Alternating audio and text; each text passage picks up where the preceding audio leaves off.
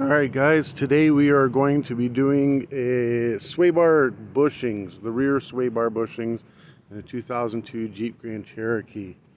It's 4x4 Laredo 4.0 blah blah blah WJ. These are the Moog bushings. Let me pop them open. Made in USA, Ramco Moog bushings. Pretty easy. These are really stiff bushings, so the ones that are in there were really loose. Hopefully this tightens it right up. I just did the sway bar links. That's the last video I just did, so you can watch that as well. I would do these and the sway bar links at the same time. It wasn't a lot of slop in it for a 200,000 mile vehicle, but this is Florida born and raised Jeep for 200,000 miles of flat road, no salt, no, you know, nothing like that. We've got them. They're here. There's another one right here. It's 15 millimeter. We're gonna pop all 4 bolts out. Just take them right on out of there.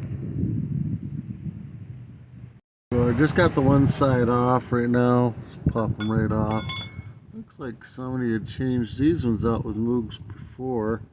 Yeah, these are Moogs. Shit, it might have even been me. You know. I think I may have actually done this before.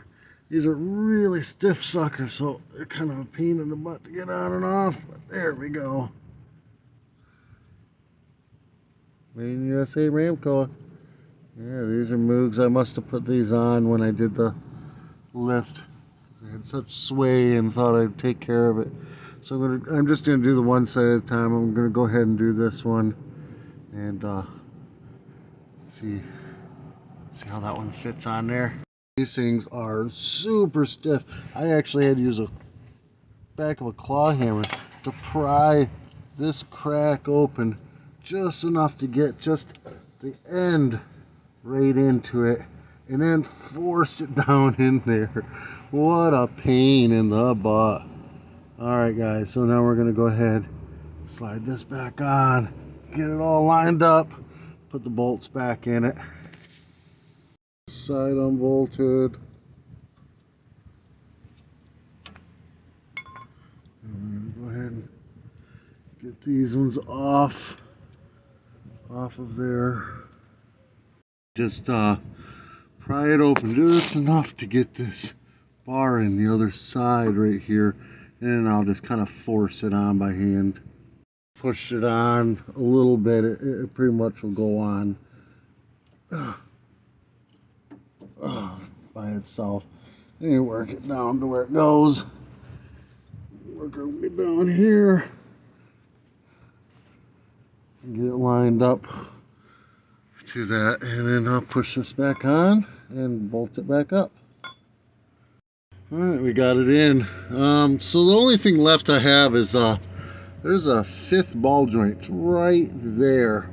So I'm going to replace this whole arm. It's got bushings inside of it that, if you look at mine, it looks like they're